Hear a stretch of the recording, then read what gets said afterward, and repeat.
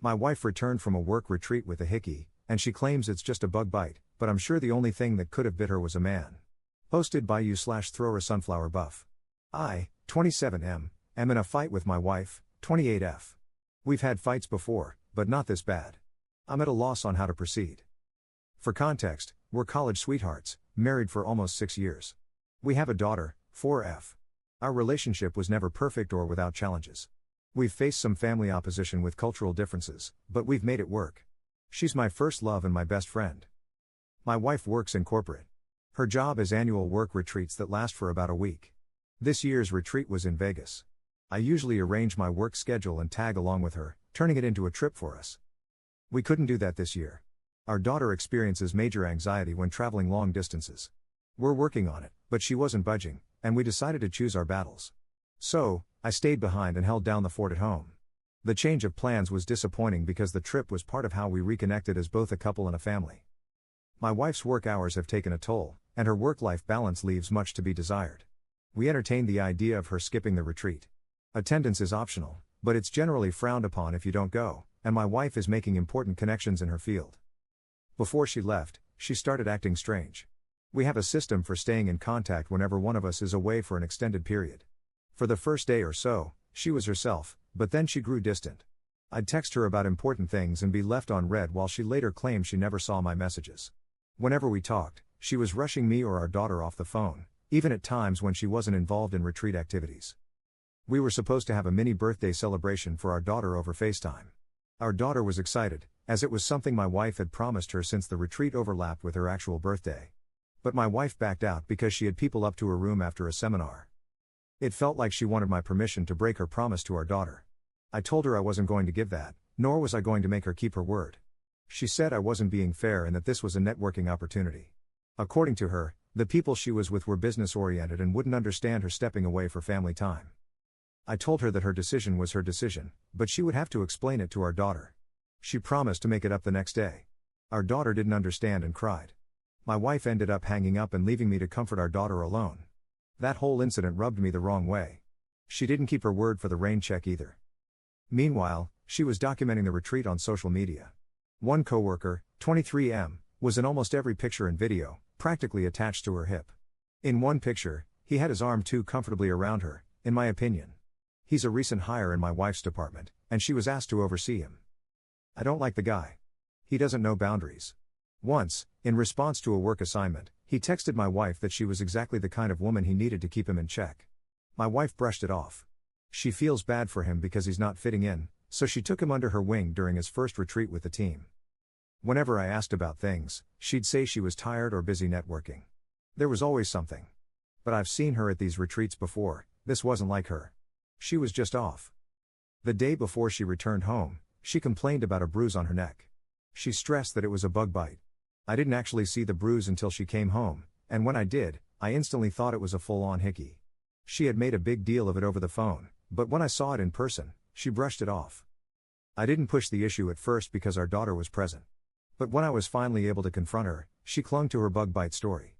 When I kept pressing, she asked what I was trying to imply.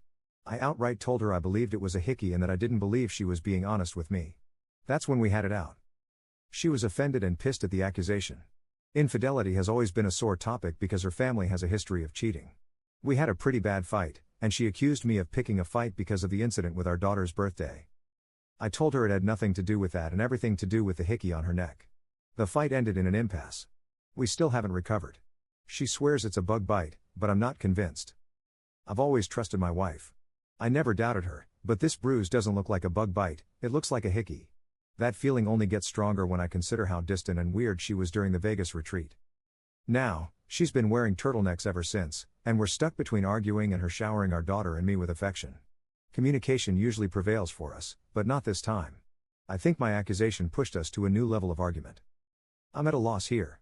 I really need outside perspectives. How do I move forward? Relevant comments. Commenter. I'm not saying it's impossible, but I've never gotten a bug bite that looked like a Hickey.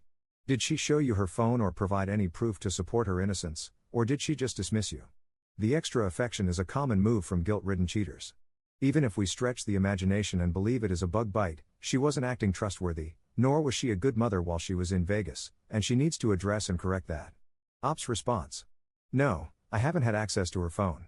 We usually have an open phone policy, but it's not something we've ever really practiced. I'm sure it'll turn into another argument. Commenter 2. Why did you go on work trips with her in the past? Did she want you to, or did you not want her to go alone? What is the system when one of you is away, and why is it necessary? Whose idea was the FaceTime birthday celebration? Did she not talk to her daughter at all on her birthday, or could she just not do the FaceTime celebration? Op's response. Work/life balance was an issue, so she'd invite me on the retreats. The system is for extended periods away from each other, like the length of the retreat, especially now that we have a child. The birthday FaceTime was my wife's idea. She promised our daughter and got her excited about it. No, she didn't talk to our daughter until she was calling to cancel. That's another reason the birthday stunt rubbed me the wrong way. Commenter 3. Op, no offense, but you come across as really insecure. So what if she wanted to disconnect from mom duties for a few days and enjoy the company of other adults? I certainly would love the ability to do that. If she says it was a bug bite, it's a bug bite. Unless you have definite proof otherwise, let it go. Just because there's infidelity in her family doesn't mean she was on this trip for that reason. You're rolling a bunch of different things together to make a very loose case. Let it go and enjoy the time you have now with your daughter and wife. Op's response. Yeah, you don't get to disconnect from being a parent, especially to a minor, for extended holidays. You certainly don't ghost them on their birthday after promising to do something special and getting the child excited about it, nor do you hang up on them while they're crying. I'm not insecure. My wife has gone on these retreats before. We both work outside the home and share the responsibility of caring for our daughter, so there's no imbalance. My wife's work-life balance is out of sorts. She spends plenty of time in the company of other adults. I've been with my wife on these retreats and other social events. I know how she is. She was off this entire trip, and I didn't appreciate her entertaining a coworker who ignores boundaries, having his arm wrapped around her waist like he was claiming her or something. I trusted her when she said she had a bug bite. I even got things to help her treat it for when she returned. It was only after I saw the bruise in person that there was no mistaking it was a Hickey, and I questioned her on it.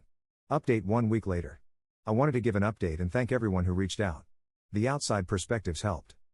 Things are a roller coaster. I'm trying to process.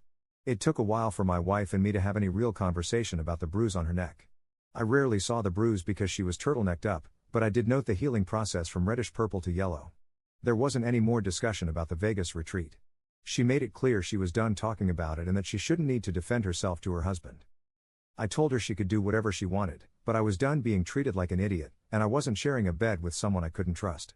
So I moved into the guest room. Communication stopped. The silences were palpable. Even our daughter noticed. I'm not proud of that. I try to keep her out of fights.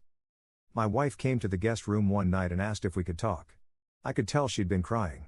She said she hated the way things were between us. She felt she was losing me either way.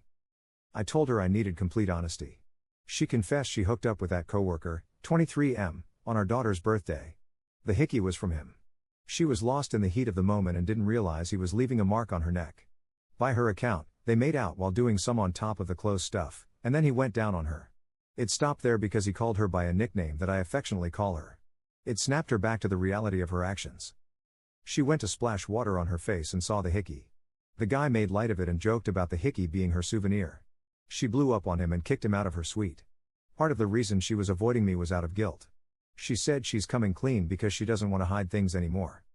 I asked her why she cheated. What was it about that guy that she deemed worth risking everything? She claimed it wasn't him specifically, nor is she unhappy with our marriage. She doesn't really know how to explain it, but a part of her feels broken. The more she looks in the mirror, the more she sees her dad, 57M, a cycle of being consumed with work, distant from her child, and the infidelity he put her mom, 55F, through. She said her family never talked about anything openly, and when she was growing up, my mother-in-law never addressed anything with her. I told her that her parents didn't make her cheat. She chose to party with a guy who constantly disrespected our relationship. These were all her decisions, and at any point, she could have chosen our family. She agreed. She wants to blame her parents but realizes this is on her. She apologized for cheating and for entertaining the guy's advances. She said she'll do whatever it takes to repair things, go to HR, quit her job, counseling, etc., anything. She wants to make everything right.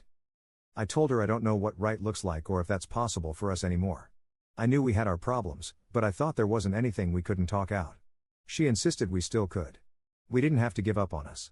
She tried giving this rallying cry for our relationship, but I felt very numb. I told her I didn't recognize her, not just because of the betrayal of our vows but also because of how she treated our daughter. She feels like a stranger. She said she feels like she failed as a wife and mother, but she loves us both beyond words and wants our life together and our family intact. I told her I couldn't give her the answer she wanted and thought we needed to separate and reevaluate. She didn't want separation. She felt we should stay together in our home, but I told her a separation was happening. Either she was leaving the home, or I was taking our daughter with me. She consented to leaving so as to not uproot our daughter too much. She asked that our daughter not be taken away from her. My wife is staying with my in-laws. I know that's difficult in itself because she doesn't have the best relationship with her parents. One of the hardest parts is the shift for our daughter. Right now, she believes her mom is just busy with work as usual. She hasn't questioned it too much. My mother-in-law called the other day. She made no excuses for my wife but is advocating for us to work through it. She told me about times when she heard my wife describe me as the anchor she always wanted. She believes there's something worth fighting for if I'm open. Despite some family opposition we faced throughout our relationship, my mother-in-law was always a supporter of us. I'm even more at a loss.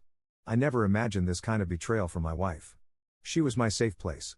I feel numb yet broken. I'm in love with her. That hasn't changed. But I don't see myself, her, our relationship, or our family the same. Everything feels more tense because it's still fresh. I think this period of separation is for the best. I'm not sure about divorce. I haven't let myself fully go there. I'm not set either way. I don't know where things go from here, but I'm focusing on our daughter and taking things one step at a time. I feel that's all I can do right now. Thanks again to everyone for the support. It's much appreciated. Relevant comments. Commenter. I have to say, if you think she didn't sleep with this man, you are naive. She saw she was losing you and knew she had to tell you something, but I don't think she gave you the full truth. Ask her if she's willing to take a polygraph test to prove she didn't do more. Ask her to let you go through her phone and read her messages. Tell her you've purchased an app that lets you recover deleted messages. These programs exist, but don't buy one, just bluff her. Tell her she has one last chance to come clean, and if you recover any messages that show she is still lying, then you are done. Another tactic you could try is having her text him right in front of you. Tell her to text him something like, "Can't wait to hook up again on the next work trip." If she refuses, it's because she is lying about what happened and knows his response will confirm it. If they truly did not sleep together and she did blow up at him and kick him out of her room, then he would probably respond to that message with confusion. If she has something to hide, she will likely confess. But even if she is telling the truth, it still shows no love or respect for you on her part. If you stay, I demand she sign a postnup guaranteeing you don't get screwed if you decide to divorce and/or if she cheats again, she will cheat again sooner or later. And if you stay, you should tell her she needs to quit and find a new job. In her new job, there can be no work trips. Oh, and she didn't come clean because she didn't want to hide things. I guarantee if you had dropped the subject, she would have as well. She came clean because she saw she was losing you and knew she had to say something. So this woman is still lying to you. If she really didn't want to hide things, she would have come clean from the beginning. Commenter 2. One question: how close was the colleague to her to know the nickname that you use? And why did she let him get this close to her, both literally and figuratively? Ops response: at the time, I knew they had a friendship. She was asked to mentor him as he joined her department, so she took him under her wing and was supposed to be showing him the ropes. They would text and stuff, and he would cross boundaries. His texts increasingly read like a guy fishing for an opportunity.